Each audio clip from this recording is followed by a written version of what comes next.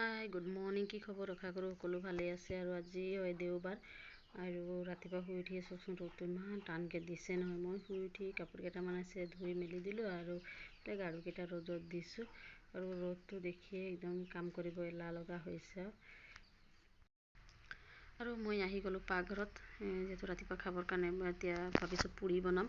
পুৰি আলু ভাজি, আৰু ইফালে আলুখিনি মই ভাজিব লৈছোঁ।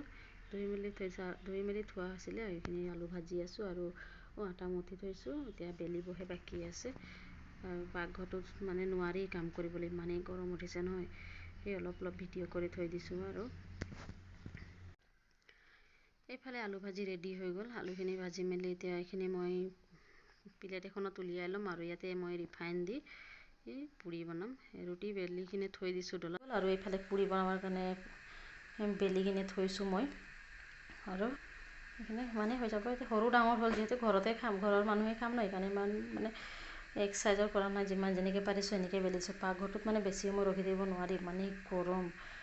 আৰু ইফালে থৈছিলোঁ কেৰাহীত, ৰিফাইনখিনি বহুত গৰম হৈ গ'ল। আৰু ইয়াতে দি দিছোঁ পুৰি এখন দি দিছোঁ।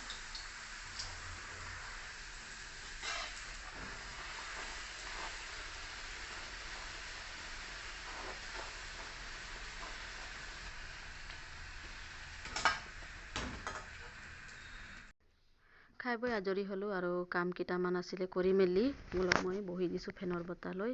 আৰু ষ্টেণ্ড ফেনখন দৰ্জা মুখতে থৈ দিছোঁ, আৰু ফেনৰ বতাহ লৈ ধুনীয়াকৈ বহি আছোঁ।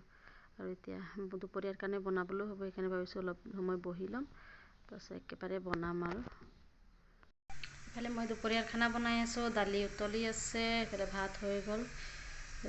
সোনকালে বনাই দিছোঁ দেই, নহ'লে পাকঘৰটো থাকিব নোৱাৰি। আৰু ইয়াতে ঔটেঙা দিম। দালিখিনিত একো দিয়া নাই, অকল বইল হ'ব দিছোঁ। বৰ্তা ঘৰৰ পৰা আৰু আহিয়ে কিবা এটা খাব বিচাৰিছে। এইটো দেখিলে এইটো লাগে, এইটো হয় তেতেলী।